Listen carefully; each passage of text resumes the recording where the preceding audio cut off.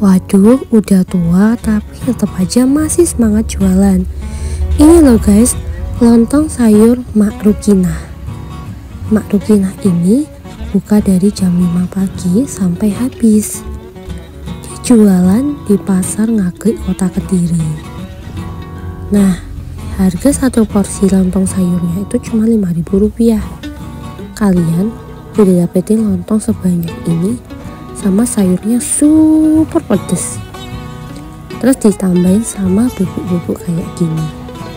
Pokoknya guys, enak banget deh.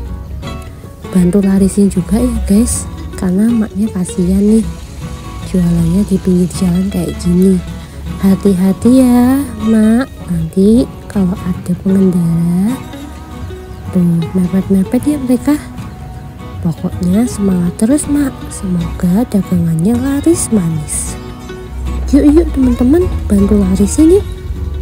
Ayo kesini, yuk kulineran.